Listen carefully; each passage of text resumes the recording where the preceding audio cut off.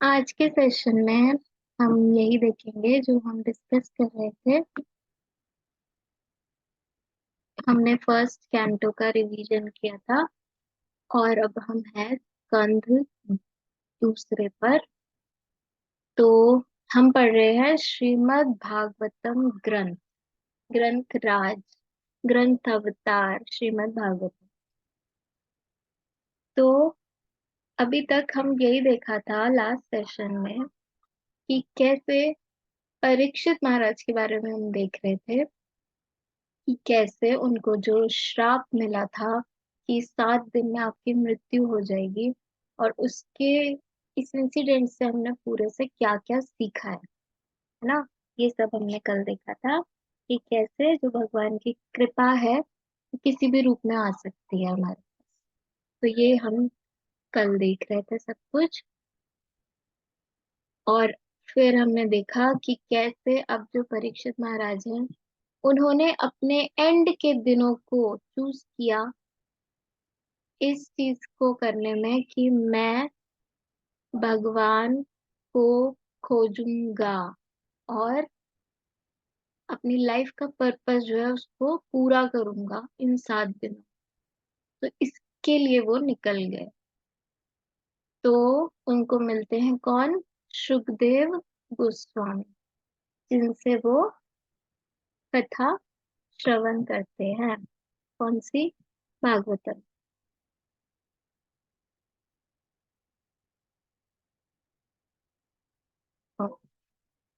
तो आप देख सकते हो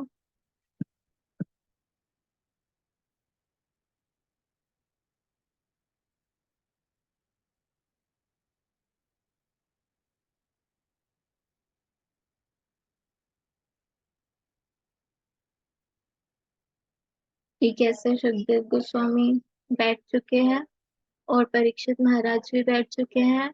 और जब काफी अन्य ऋषिगणों को पता चलता है कि ऐसा कुछ होने जा रहा है, परीक्षित महाराज अपने अंतिम दिनों को ऐसे व्यतीत करने वाले हैं और सुखदेव गोस्वामी स्वयं ये कथा करने जा रहे हैं, तो सब वहां पर एकत्र हो जाते हैं सुनने के लिए। हम देख सकते हैं यहाँ पे नारद मुनि भी बैठे हैं। हाँ, तो काफी वरिष्ठ और काफी इम्पोर्टेंट ऋषि मुनि यहाँ पर पहुंचे और सभी लोग रेडी हो गए श्रवण करने के लिए। तो अब हम देख रहे थे परीक्षित महाराज ने प्रश्न पूछा। तो उनका बेसिकली कंक्लूजन ये था प्रश्न का कि how to live and how to leave, कैसे इस जीवन को जिया जाए और को मृत्यु के आने पे क्या किया जाए। तो ये क्वेश्चन था। तो इसका उत्तर देते हुए सुखदेव गोस्वामी स्टार्ट करते हैं, है ना। तो ये सब हम देख चुके थे पिछले सेशन में। और अब जो सुखदेव गोस्वामी है उन्होंने सबसे पहले तो उनको ग्लोरीफाई किया, परीक्षित महाराज को, कि आपने ऐसा प्रश्न पूछा है जो आपका नहीं बल्कि सभी का कल्याण करने वाला है। ऐसा प्रश्न पूछा आपने पूरी ह्यूमन सोसाइटी के कल्याण के लिए। Most beneficial question for humanity, ऐसा प्रश्न आपने पूछा। तो हमें भी जब बोला जाता था कि कोई क्वेश्चन करो या कोई क्वेश्चन हमें पूछना है, तो हमारे क्वेश्चंस में इतना बल होना चाहिए, जबरदस्त क्वेश्चंस होने चाहिए जो हमारा तो कल्याण करेंगे ही और सबका कल्याण करें, है ना। आजकल लोगों के क्वेश्चंस ही कैसे हो गए? जिज्ञासा, बेसिकली हमारी जिज्ञासाएं ही अजीब सी हो गई हैं।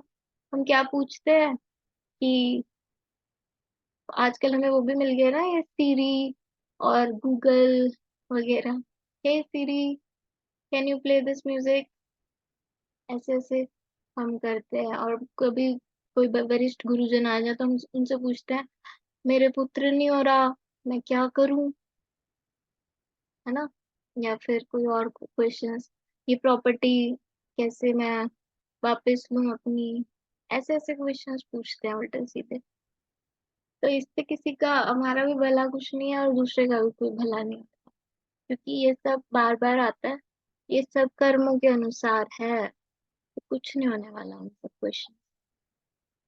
तो जो परीक्षित महाराज ने क्वेश्चन पूछा, जो वैष्णवगण क्वेश्चंस पूछते हैं, जो अर्जुन ने क्वेश्चन पूछे थे, वो क्वेश्चंस हम सबके आज भी कितने काम आ रहे, राइट? ऐसा नहीं था कि उसी टाइम के लोगों के काम आए या फिर कुछ उनके बाद की पीढ़ी के, नहीं। ऐसा ज्ञान है ये जो हमेशा, है ना, शाश्वत है। ये हमेशा आपका भला ही करेगा, चाहे आप घोर कलयुग वाले जोन में हो, चाहे आप सतयुग वाले जोन में हो, ये आपका हमेशा भला करेगा। ऐसा हमें ज्ञान मिला इन लोगों के क्वेश्चन पूछने से। तो हमेशा हमको ये होता है ना कि हमारी कोई हेल्प नहीं कर रहा, हमारी तो कोई मदद ही नहीं कर रहा, हमसे तो कोई बात ही नहीं कर रहा, हमसे तो किसी ने कुछ पूछा ही नहीं। तो वो बेसिकली हमें ये सोचना चाहिए कि क्या हमने किसी से प्रश्न किया? कभी भी आपको ऐसा सामने से आकर ऐसे नहीं मिलती कृपा, बरसी जा रही है, बरसी जा रही है, नहीं। आपको कोई ना कोई जिज्ञासा करनी पड़ेगी, तभी आपकी हेल्प होगी आगे। तो ये हमें सीखने मिलता है गीता से, भागवतम से। गीता कभी शुरू नहीं होती ऐसे श्री भगवान उवाच, भगवान ने कहा, नहीं। पहले धृतराष्ट्र ने पूछा संजय से, है ना, कि क्या हो रहा है, बताओ मुझे। उसके बाद संजय बता रहे हैं कि अर्जुन पूछ रहे हैं अब कृष्ण से। पूरा फर्स्ट चैप्टर ही भगवत गीता का क्वेश्चंस है अर्जुन के, भर भर के पूछ लो एक बारी। क्योंकि हम सोचते हैं भगवान सुनते नहीं है, पर भगवान सबसे अच्छे श्रोता हैं, वो ध्यान से आपकी बात सुनेंगे। पूरा फर्स्ट चैप्टर आप देखो, कितने सारे श्लोक हैं, इतनी देर तक भगवान चुप रहे थे, चुपचाप सुन रहे हैं अर्जुन की सारी क्वेश्चंस, क्वेरीज, प्यार से, है ना। तो किसने कहा वो नहीं सुनते? और कई लोग इसलिए भी नहीं बोलते, कहते हैं अरे भगवान को तो सब पता है, मैं उनसे कुछ नहीं कहता, मैं कुछ नहीं पूछता, उन्हें सब पता है। हाँ, सही बात है, उन्हें सब पता है, परंतु संबंध, है ना, आपका संबंध कैसे बनेगा फिर ऐसे? ऐसे तो हमारे माता पिता सब लोग, सबको सब कुछ पता होता है, पर हम फिर भी शेयर करते हैं ना अपनी बात। तो उसी तरह से भगवान को भी प्रसन्नता होती है जब हम अपनी फीलिंग्स शेयर करते हैं, है ना। और हमारे आचार्यों को भी अच्छा लगता है जब हम शेयर करते हैं। तो इसलिए आपको कोई भी सॉल्यूशन चाहिए ना, तो उसके लिए आपको क्वेश्चन करना आना चाहिए, जिज्ञासा करनी आनी चाहिए, है ना। तो हमको जिज्ञासा करनी चाहिए। अब जैसे भागवतम है, अब सेकंड कैंटो में जाकर सुखदेव गोस्वामी बोलना शुरू करेंगे। पूरा फर्स्ट कैंटो अभी तक बोले नहीं थे सुखदेव गोस्वामी, है ना। तो परीक्षित ने क्वेश्चन पूछे हैं, आए हैं, जिज्ञासा व्यक्त की है, तो अब उनको उत्तर मिलेंगे। ऐसा नहीं कि परीक्षित बैठे हुए हैं अपने सिंहासन पर ही और सुखदेव प्रकट हो गए और बताने लग गए, महाराज अब आपको ये करना चाहिए, ये करना चाहिए, ये करना चाहिए, नहीं। परीक्षित राजा होने के बाद भी गए हैं। इससे पता चलता है भक्त की जो वैल्यू है वो एक राजा से भी ऊपर होती है, शुद्ध भक्ति, है ना। तो जब भी हम भक्ति के प्रोसेस में आए, तो हमें उसको बहुत ही रिस्पेक्टफुली लेना चाहिए, कि हम रिप्रेजेंट कर देते हैं। जो नॉर्मल लोग हैं उनको तो नहीं पता कि शुद्ध भक्त, नॉर्मल भक्त, उत्तम अधिकारी, मध्यम, कनिष्ठ, ऐसे लेवल्स होते हैं भक्तों। उन्हें बस ये तिलक लगाया है, कंठी पहनी, ये भक्त है भगवान का, बताओ ये कैसे काम कर, है ना। तो इसलिए हमें बहुत केयरफुली भक्ति का प्रोसेस देखना चाहिए, क्योंकि भक्तों की वैल्यू जो भगवान द्वारा रखी गई है वो सबसे ऊपर, सबसे ऊपर, ब्रह्मा से भी ऊपर, हर किसी से ऊपर, है ना। तो ये पोस्ट है भक्त की। तो अगर हमें अभी वो नहीं भी मिली, बट हम ट्राई तो कर रहे हैं ना शुद्ध भक्त की कैटेगरी में जाने की, तो वो आचरण भी होना चाहिए हम सबका, है ना। तो इसीलिए इससे सीखने मिलता है कि जिज्ञासा परीक्षित महाराज कर रहे हैं, और इतने अच्छे से करी कि सुखदेव गोस्वामी का जो प्रथम वाक्य है वो ये था कि आपके प्रश्न बहुत सुंदर है, तो पहले वो प्रश्न से ही सेटिस्फाई हो गए सुखदेव गोस्वामी, अब वो उनका उत्तर देंगे। तो ऐसे हमको क्वेश्चंस करने चाहिए, है ना। तो सुखदेव गोस्वामी पहले तो एम्फेसाइज करते हैं किस चीज पे, कि हम सबको लाइफ जीनी चाहिए। पहले वो बताते हैं कि आप जो क्वेश्चन पूछ रहे हो, हाउ टू लिव, वो कैसे लोग हैं जो अभी जी रहे हैं, कैसा समाज है, उनको पड़ी भी नहीं है इस क्वेश्चन की। ऐसे ऐसे लोग इस टाइम समाज में हैं।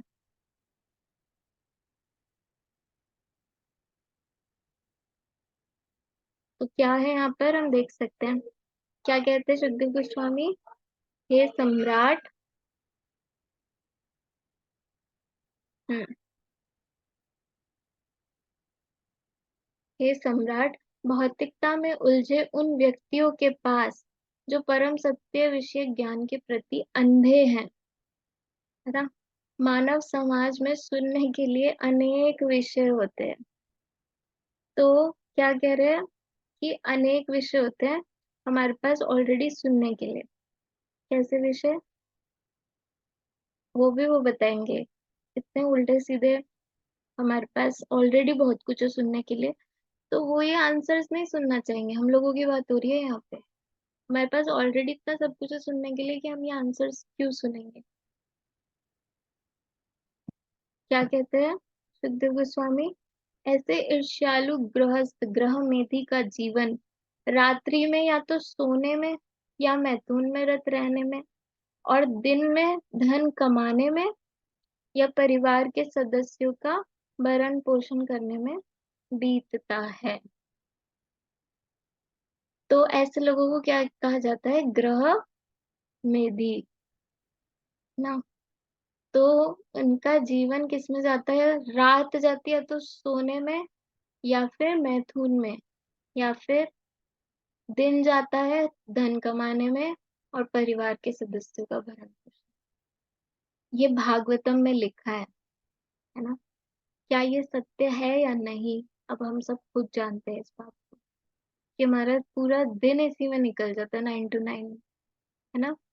कमाने में, परिवार के सदस्यों के इधर उधर काम, ये सब वो सब वो सब। चलो थक हार के रात में आते हैं तो फिर या तो सो जाते हैं या फिर अपने पार्टनर्स के साथ समय व्यतीत करते हैं, बस अपने सेल्फ एंजॉयमेंट करते हैं बॉडीली प्लेजर्स के लिए। तो ये सब हम कर रहे हैं, क्या ये सत्य नहीं है? तो क्या शास्त्र सत्य नहीं बोलते? कितना सत्य है इस बात। तो हमारा पूरा टाइम ऐसे ही जा रहा है। प्रभुपाद भी लिखते हैं कि वर्तमान मानव सभ्यता रात को सोती है और दिन में धन कमाती है। तो ऐसा हमारा समाज हो गया पूरा। तो हम लोग कहाँ भगवान को सेंटर मानेंगे और कहाँ ये सब समझ पाएंगे। हमारे पास सोचने का भी समय नहीं है, जिज्ञासा तो करने की दूर की बात है। फिर क्या कहते हैं कि आत्म तत्व से विहीन व्यक्ति, आत्म तत्व का मतलब क्या होता है, इतना मुश्किल वर्ड है ये, ऐसा लगता है हमें, मुझे भी पहले लगता था। आत्म मतलब मैं स्वयं, मेरी बात हो रही है यहाँ पे, हम सब, है ना। आत्म का मतलब मैं, और तत्व मतलब कि एक पूरा इसका नॉलेज ज्ञान, है ना, एक विषय प्रॉपर। तो स्वयं का ज्ञान बेसिकली, मैं हूँ कौन, असल में मैं क्यों हूँ, क्या हूँ और किस लिए हूँ, ये सब, है ना। तो इस नॉलेज से जो विहीन व्यक्ति है वो जीवन की समस्याओं के विषय में जिज्ञासा नहीं करता। इतनी समस्या, पहले तो हमें ये मानना होगा हम समस्या में है या नहीं।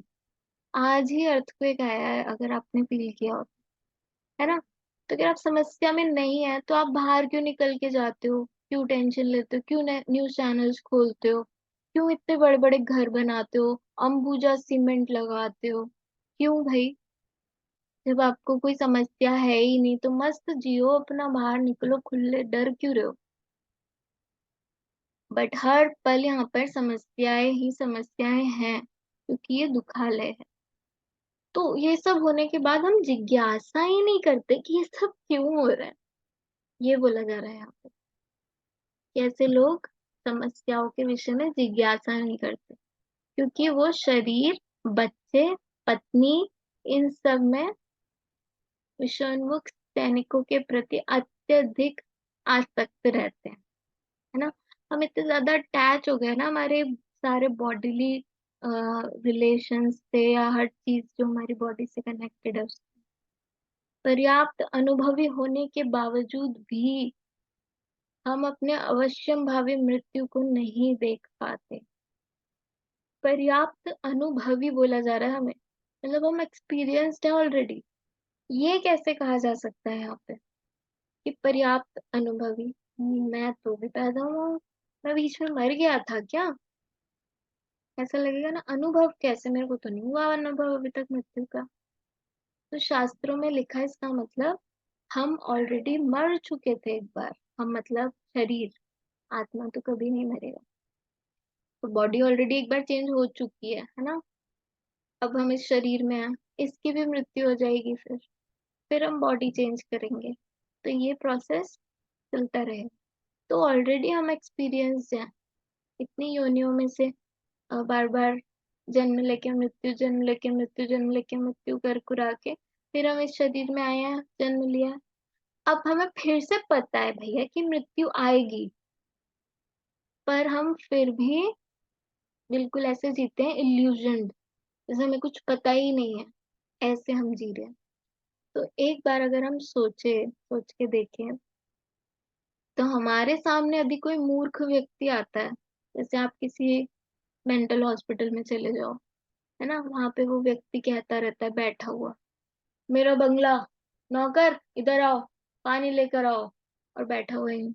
हम कैसे बिहेव करते हैं ना उन लोगों को देख के कि हम पागल है क्या ये? कैसे कैसे इनके इनकी सोच इतनी, इनके लो आईक्यू है काफी, ऐसे ऐसे हम बिहेव करते हैं उनको देख के, है ना। का दिमाग चल गया है, उनको प्रॉब्लम है, मेंटली रिटार्डेड है, ऐसे ऐसे हम बिहेव करते हैं उनको। तो सोचो हमें देखकर कैसा लगता होगा, जो आचार्य गण है, जो जो ज्ञानी जन है, जो भगवान है, उन सबको कैसा लगता होगा देखकर हमें। हम भी तो ऐसे बिहेव कर रहे हैं। हम बार बार वही चल रहा है, बड़े लेवल पे सोचो। जन्म हो रहा है, मृत्यु हो रही है, बॉडी चेंज हो रही है, जन्म हो रहा है, मृत्यु हो रही है, बॉडी चेंज हो रही है, फिर अब जन्म, फिर हम बेवकूफों की तरह वही इल्यूजन। अरे नहीं नहीं, जब होगा तब देखा जाएगा। अरे किसने देखा मृत्यु के बाद क्या होना है? ये सब में अभी भी हम यही कर रहे हैं। तो हम महामूर्ख दिखते हैं इस बिहेव से अपने, है ना। तो इसीलिए कहा जाता है कि हे जीवो जाग जाओ, ऐसे मूर्खता पूर्वक बिहेव मत करो। ये महामूर्खता है कि अगर हम सोच रहे हैं हमारी मृत्यु अभी नहीं आने वाली, कब आएगी देखा जाए। कुछ नहीं पता होता समय का, कब कहाँ किसका क्या कैसे होता है। इसलिए हमेशा रेडी रहना चाहिए उस समय के लिए। इसलिए कहा जाता है आपको आज से, अभी से, इसी समय से अपनी लाइफ गॉड सेंटर्ड बना देनी चाहिए। We should live a God centred life, है ना। तो फिर कोई डर नहीं होता, फिर कोई समस्या नहीं, कि हम तो हर पल जी भगवान के लिए रहे हैं। मृत्यु भी हो गई तो भगवान के लिए हो गई। धाम जाएंगे सीधा, नहीं भी गए तो जहां भी जिस योनि में जाएंगे सेवा ही मिलेगी।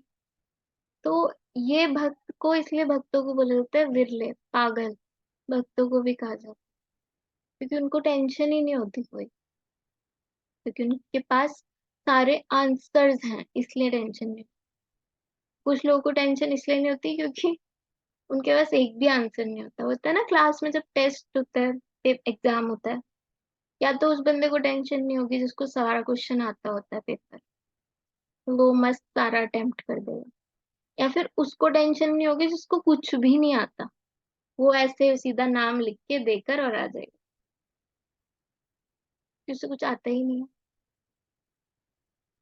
तो वो, उसको स्मार्ट नहीं कहा जाएगा, उसको बहुत ज्यादा ब्रेव नहीं कहा जाएगा, उसको मूर्ख कहा जाएगा। और जिसको सारा क्वेश्चन सब कुछ आता है ना, उसको टेंशन नहीं है। को कहा जाएगा हाँ इसने तैयारी करी है इसलिए इसको डर नहीं। तो किस कैटेगरी में हमें जाना है ये हमें डिसाइड करना। आज का जो टाइम है वो इसी में जा रहा है ज्यादातर। ड्रिंक और क्यों बढ़ रहा है? ड्रिंकिंग क्या होता है? भुला देना, पूरे दिन में क्या हुआ है उसको भूल जाना, है ना। तो क्या होगा उससे? आप सुबह उठोगे तो याद आ ही जाएगा ना। टेम्परेरीली क्या कर लोगे? तो इसलिए हमको गॉड सेंटर्ड लाइफ जीनी है। हर दिन हमें वॉच करना है कि क्या आज का दिन हमने भगवान को बीच में रखकर जिया है या साइड में रख दिया है। तो हमारे हर दिन में कृष्ण होने चाहिए। कैसे होंगे वो? The best way is to do chanting. जब जब बहुत इम्पोर्टेंट है। आपको जब करना ही करना चाहिए, डेली नियम से, ना। और उसके बाद आगे की चीजें होती हैं, जैसे भोग लगा के प्रसाद पाना, और कॉन्शियसनेस में भगवान को रखना, कोई ना कोई सेवा करना दिन में। ऐसे सब हमें कार्यों में लगना चाहिए, अपनी ड्यूटीज करते के साथ साथ, है ना। तो ये हमको देखना है। तो ऐसा बताते हैं सुखदेव गोस्वामी परीक्षित महाराज को कि क्या इस समय स्टेटस है, लाइव स्टेटस समाज का ये है कि कोई सुनने को तैयार है नहीं।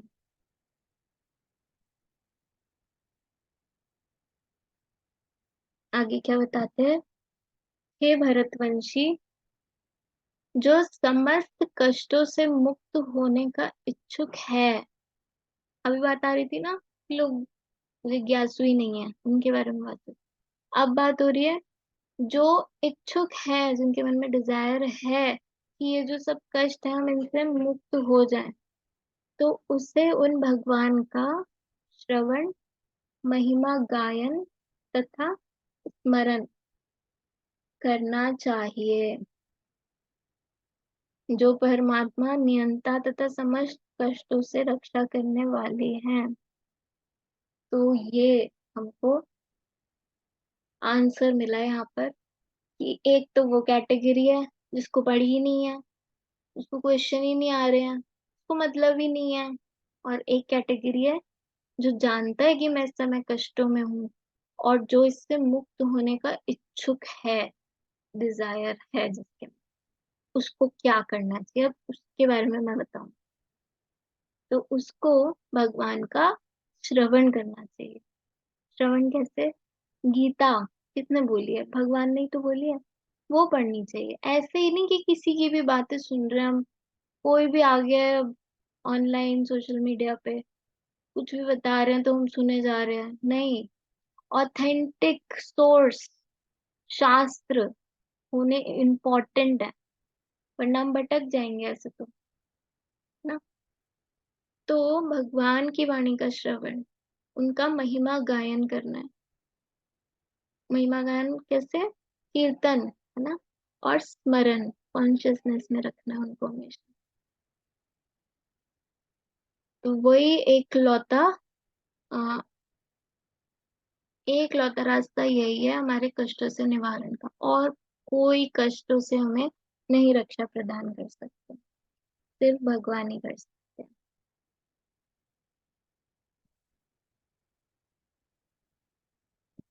पिछले श्लोक में शुद्धदेव गोस्वामी ने बताया कि किस प्रकार मूर्ख और भौतिकतावादी व्यक्ति सोकर, है ना, और कमाने में, फैमिली में, इस प्रकार से अपना जो मूल्यवान समय है उसको खर्च करता है।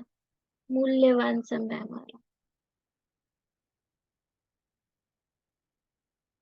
तो ये भौतिकतावादी कार्यकलापों में संलग्न रहने के कारण जीवात्मा जो है वो अपने आप को इस कर्म के चक्कर में उलझा देता है। हम और ज्यादा उलझे जा रहे हैं, मतलब हम, कोई बंधी हुई रस्सी है ना, उसकी गांठ खोलने से तो रहे, हम और ज्यादा लगाए जा रहे हैं, ऐसे फंस फंस के कर्म बढ़ाए जा रहे हैं। तो ये चक्र 84 लाख योनियों का है। जो कि जलचर, पानी में चलने वाले, वनस्पति मतलब वृक्ष, पौधे आदि, सरीसृप मतलब इंसेक्ट्स एंड रेप्टाइल्स, पक्षी मतलब बर्ड्स, पशु मतलब जानवर, और मानव, और असभ्य मानव पहले तो, उसके बाद फिर मनुष्य रूप में। जन्म मृत्यु का चक्र है, और यही सकाम कर्म के चक्र से छूटने का सुअवसर भी है। सुअवसर क्या है? मनुष्य योनि सुअवसर है। तो ये हमें देखना है कि मनुष्य योनि ही सुअवसर है।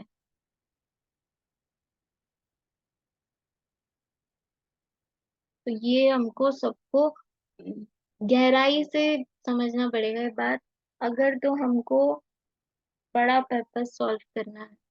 वरना हम बार बार ऐसे ही आते रहेंगे, हमें सच में नहीं पता कब हमारा ये बॉडी का टाइम खत्म हो जाए, कब तक मिला है हमको ये जो बॉडी मिली है हमको, golden body basically, golden time हमारे वापस जाने की एग्जिट, कितनी देर के लिए खुला है ये हमें नहीं पता है ना। तो इसलिए तुरंत निकल जाना चाहिए। इसलिए हर दिन हर समय यही प्रयास होना चाहिए कि उठते ही पहले तो हे प्रभु बहुत धन्यवाद, आपने हमें आज का दिन दिया है, आज हमारी आंख खुली है। मैं क्या पता कितने लोग रात को सोते सुबह उठते ही नहीं है, फिर कितने लोग, हम तो अब तो हम कितना ज्यादा सोशल मीडिया को देख रहे हैं, तो हमारे आइडल्स जो लोगों के बने पड़े हैं, सेलिब्रिटी वगैरह, ये सब लोग कितना हर दिन यंग लोग जा रहे हैं, है ना। जरूरी तो नहीं है कोई एज हो जाएगी तो ही जाएंगे, कोई भी किसी भी एज का कभी भी चला जाता है। तो हमें नहीं पता ये जो एग्जिट गेट, मनुष्य बॉडी, ये एग्जिट गेट हमें कितनी देर के लिए खुला है हमारे। जैसे आपको दिख रहा है गेट खुल गया एग्जिट का, निकल जाओ ना, वहां पे खड़े होके क्या सोच रहे हो, अभी मैं थोड़ा देख लूं इधर, और अब मैं अपने दोस्त का वेट कर रहा हूँ, उसके साथ ही एग्जिट करूंगा, तो आपका गेट बंद हो जाएगा इतने में, तो फिर आपको घूम के वापस फिर आना पड़ेगा तो कोई फायदा नहीं होगा ना उसका। आपको एग्जिट मिला है, तुरंत निकलो। इसलिए कहा जाता है भक्ति के लिए कोई एज नहीं है। भक्ति आपको 5 वर्ष की आयु क्या, उससे पहले से ही शुरू कर देनी चाहिए। अब तो कलयुग आ गया है, पहले से ही शुरू कर दो, गर्भ से ही शुरू कर देनी चाहिए माता जी, है ना। तो भक्ति बचपन से ही शुरू हो जानी चाहिए, क्योंकि ये एग्जिट गेट है ना, हमें निकलने का हर समय हर दिन प्रयास करना है कि नॉक करें, बाहर निकले एक बार, हर दिन ट्राई करें कि हम कब इन कष्टों की जो समस्या है यहाँ से हम परमानेंटली सॉल्यूशन मिले और हम बाहर जाए। तो ऐसा बताते हैं सुखदेव गोस्वामी कि constant chanting of Krishna's holy name is the only way. सिर्फ भगवान के नाम का जप ही इस कलयुग के जीव का उद्धार करने वाला है, और यही है भक्ति योग। जो भी व्यक्ति अपनी लाइफ को गॉड सेंटर्ड लाइफ रखकर जीता है, वो व्यक्ति अपने मृत्यु के टाइम पे जरूर भगवान को याद करने में समर्थ रह पाए। तो ऐसा क्यों कहा गया है? क्योंकि गीता में भगवान ने बोला है कि अंत काले च मामेव। आप अपने एंड के टाइम पे, मृत्यु के टाइम पे जो भी याद करते हो ना, आपको उससे रिलेटेड है आगे की योनिया, या आगे का आपको कुछ भी मिलता है। और अब एंड में हम क्या याद करते हैं, वो ये होता है जो हमने पूरे जीवन में किया हो। ऐसा नहीं कि एंड में आपको एकदम से आप किसी को पैसे दे के रखो कि भाई देख मैं पूरी लाइफ तो मजे मारूंगा, बस तू एंड में आगे ना एक बार मेरे कान में आगे ना भगवान का नाम बोल दियो, मैं पूरी जिंदगी तेरे को पैसे देता रहूंगा इस काम के, है ना। लेकिन आप पूरी लाइफ अपने उल्टे सुलटे कामों में लगा रहे हो, तो एंड टाइम पे वो व्यक्ति आ भी जाएगा ना और आपको बोलेगा कृष्णा कृष्णा कृष्णा, तो भी आपको घूम रहा होगा पार्टी, हाँ अरे मेरे बच्चे, अरे मेरी पत्नी, अरे वो रेस्टोरेंट, यही सब आ रहा होगा दिमाग कि लाइफ टाइम यही किया है। ऐसे नहीं होता कि एंड टाइम पे कोई भी आ जाएगा। अंत काले च मामेव। तो जो व्यक्ति गॉड सेंटर्ड लाइफ जीता है उसको एंड में अनडाउटेडली, ये लिखा है शास्त्रों में कि अनडाउटेडली उसको भगवान का रिमेम्बरेंस जरूर होता है। और अगर किसी कारणवश वो व्यक्ति याद ना भी कर पाए, जैसे कोई लोग कोमा में होते हैं या कोई लोगों को ऐसा इशू हो जाता है बॉडी का अपने कर्म अनुसार कि वो नहीं भगवान का नाम ले पा रहे या कर पा रहे, तो भगवान कहते हैं कि मैं उन्हें याद करूंगा। ऐसे भक्त को उन्हें याद करने की जरूरत ही नहीं, मैं खुद उन्हें याद करूंगा और हाथ पकड़ के लेकर आऊंगा। ये गारंटी दे रहे हैं स्वयं भगवान। हम लोगों की गारंटी मान लेते हैं यहाँ पे, मटेरियल लोगों की, चीटर्स से जो भरी सोसाइटी है। हमारे तुम्हारे जैसे आदमियों की हम बात मान लेते हैं, गारंटी वारंटी मान लेते हैं। तो स्वयं भगवान वारंटी गारंटी दे रहे हैं, उनकी क्यों नहीं मानते हम गारंटी?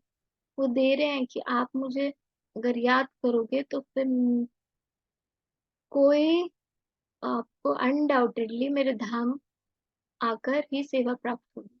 आप इसमें आना पड़ेगा इस मृत्यु के चक्कर। तो इसलिए हमको गॉड सेंटर्ड लाइफ जीनी है, कृष्ण सेंटर्ड लाइफ जीनी है। इसलिए जो भक्त होते हैं वो अपना दिन की शुरुआत करते हैं तिलक लगाने से, जप करने से, है ना, भगवान की आरती करने से, सेवा करने से। फिर हमारा दिन शुरू होता है नॉर्मल भोग लगाने से, और फिर ब्रेकफास्ट शुरू होता है। फिर हम जाते हैं अपने काम करते हैं, ड्यूटीज पूरी करते हैं, फैमिली की टेक केयर भी करता है एक डिवोटी, सब कुछ अपने कार्य अच्छे से करता है। फिर शाम में आता है, शाम को वो शास्त्र अध्ययन करता है ना, पूरे परिवार के साथ आरती करता है। और फिर सब अपना थोड़ा टाइम स्पेंड करते हैं, और फिर वो व्यक्ति प्रे करके फिर वो सोता है, भगवान का कीर्तन करके या कुछ भी हियरिंग करके। तो ये हो गई, कितनी सिंपल है गॉड सेंटर्ड लाइफ। और संडे को सैटरडेज को कितना कुछ है करने को, हमें तो सांस नहीं होती लेने को।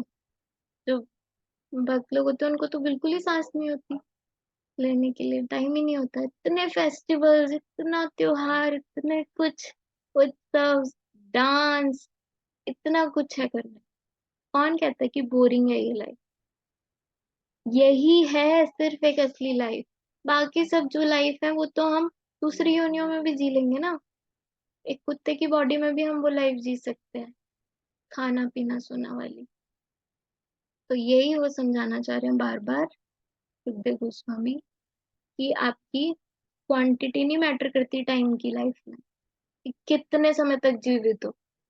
क्वालिटी मैटर करती है कि जितने भी समय तक आप जीवित हो आपने कैसी लाइफ जी है, क्वालिटी मैटर करती है। क्वांटिटी ऑफ टाइम मैटर नहीं करता, या फैसिलिटीज मैटर नहीं करती। तो यही हमें सीखने मिला आज, कि सुखदेव गोस्वामी बता रहे हैं कि आज के समाज में हमारा क्या माहौल हो गया है कि हम जिज्ञासु ही नहीं है। हमें मतलब ही नहीं है कि हम समस्याओं में फंसे हैं। और अगर किसी की इच्छा है इनसे मुक्त होने की, तो उसको भगवान का श्रवण कीर्तन स्मरण करना चाहिए। तो ये हमने आज सीखा। कल हम देखेंगे कैसे सुखदेव गोस्वामी अलग अलग योग पद्धतियों के बारे में बता रहे हैं, और कुछ कथाएं और। श्रीमद् भागवतम की जय।